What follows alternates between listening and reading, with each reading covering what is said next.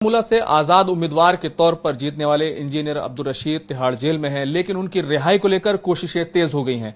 दिल्ली पहुंचे हैं उनके तमाम पार्टी के लीडर से। तमाम लोग मेरे साथ मौजूद हैं। फिरदौस साहब मौजूद है, हमारे साथ परवेज साहब मौजूद हैं। फिरदौस साहब, आप लोग दिल्ली आए हैं, क्या उम्मीदें लेकर आए हैं? क्योंकि अभी पिछली जो सुनवाई हुई थी उसमें एनआईए ने वक्त मांगा था। जी, हमने इंटरिम बेल के लिए अप्लाई किया था कि क्योंकि हमारी प्रायोरिटी जो है अभी वो ये है कि इंजीनियर रशीद साहब को ओथ लेने दिया जाए और वो भी मुल्क के पार्लियामेंट में। तो इस ज़माने में हमारे जो एडवोकेट साहब हैं तो उन्होंने एक एप्लीकेशन दायर की थी कि इनको इंटरिम बेल पे छोड़ा जाए ताकि वो अपना जो है ओथ ले सके पार्लियामेंट में। तो उसमें एनआईए ने से उन्होंने एतराज़ात मांगे थे कोर्ट ने, तो एनआईए थोड़ा इसमें डिले कर रहा है। तो अब जो नेक्स्ट हियरिंग है वो उन्होंने रखी हुई है 18 तारीख को। तो 18 तारीख को रखी हुई है तारीख, तो हमें वहां पे फिर कोर्ट का क्या है वो पता चल जाएगा। लेकिन कितनी उम्मीदें हैं कि इंजीनियर साहब रिहा होंगे? क्योंकि जिस तरह के केसेस उन पर लगे हैं, 2019 से ही वो लगातार जेल में हैं, तो आप लोग की बातचीत भी होती होगी, तो कितनी उम्मीदें हैं? बिल्कुल, हम पूरी उम्मीद है। जैसा कि अगर हम देखें पास्ट में जितने भी मेंबर पार्लियामेंट साहिबान हैं या विधायक जो भी हैं जेल से जीत के आए हैं, तो आज तक किसी को नहीं रोका गया है ओथ लेने से।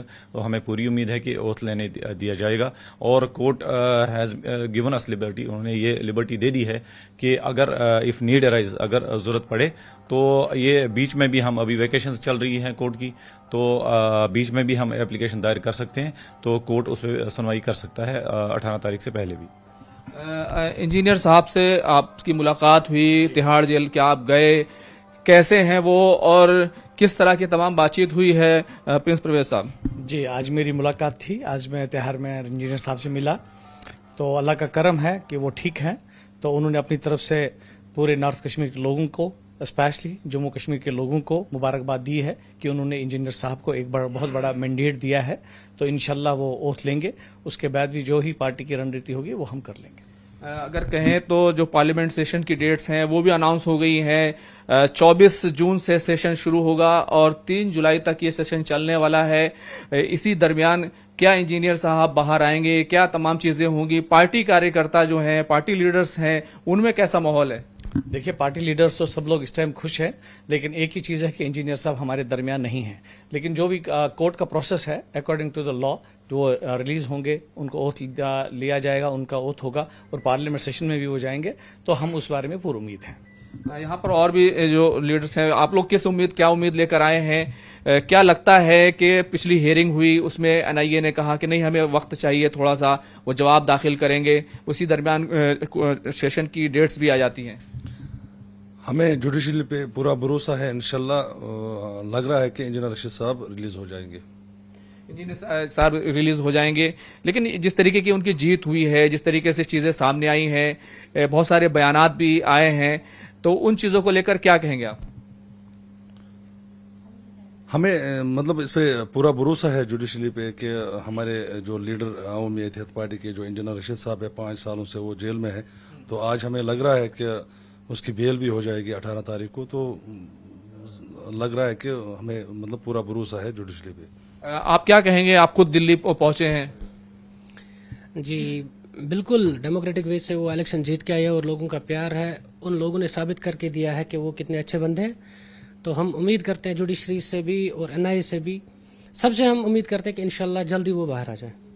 एक बड़ी बात ये रही इस पूरे प्रकरण की, अगर कहें इस पूरे मामले की, कि उमर अब्दुल्ला साहब हारे, सज्जाद गनी लोन साहब हारे, फयाज मीर साहब हारे, ये बड़े लीडर्स हैं जम्मू कश्मीर के।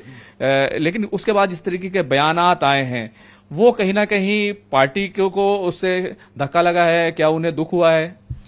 बिल्कुल, जब आपकी कुर्सियां हिल रही हों, जब आपके महल खाने उजड़ रहे हों और जब आप इतनी देर से वहां पे हुकूमत करते आए हों और फिर जब आप लोगों की तर्जुमानी अच्छे से नहीं करेंगे, लोग आपको बिल्कुल सजा देते हैं। और वो हार जिनको हजम नहीं हुई, मुझे लगता है कि उनकी जो अनकंफर्टेबल हो गई, ये उसी का नतीजा है। उनको ये हार तस्लीम नहीं हुई।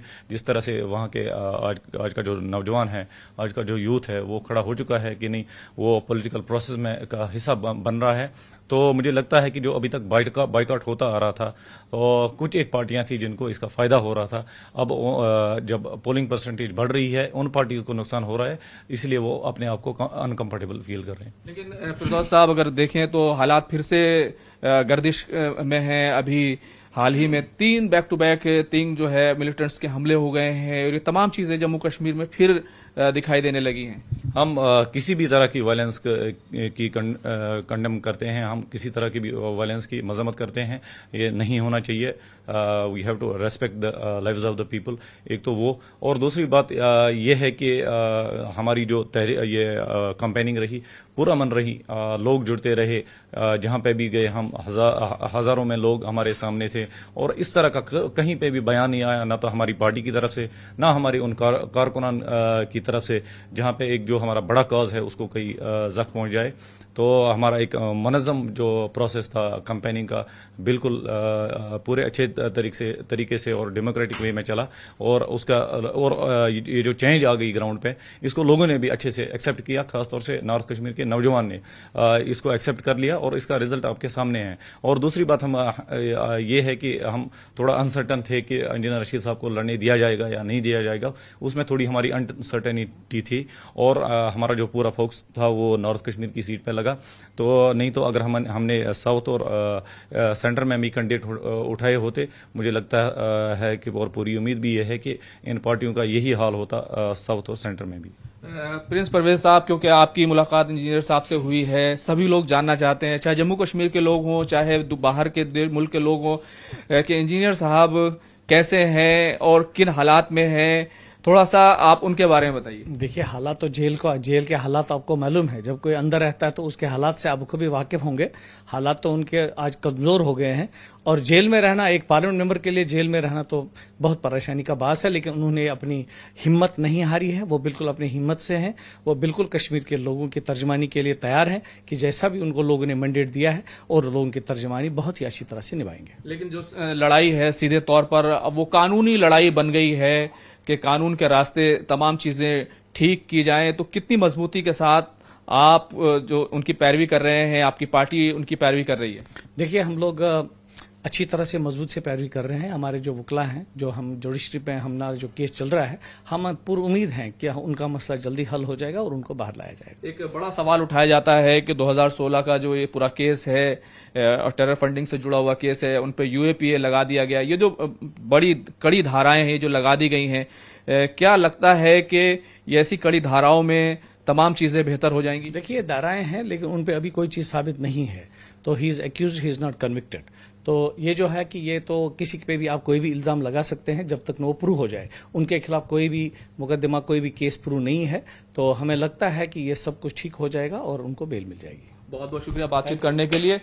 तो देखिए, जो कानूनी लड़ाई है इंजीनियर रशीद साहब को लेकर, वो दिल्ली पहुंच चुकी है। 18 तारीख को इसकी ज़बाज़ाब्ता समाअत होने वाली है। सेशन 24 जून से शुरू हो रहा है और जो इसमें पूरी जो दरखास्त की गई है वो साफ तौर पर यह कहा गया है कि उनको हलफ लेने के लिए, उनको ओथ लेने के लिए अंतरिम जमानत दी जाए, उनको अबूरी जमानत दी जाए। कुल मिलाकर अब दिल्ली में कानूनी लड़ाई है।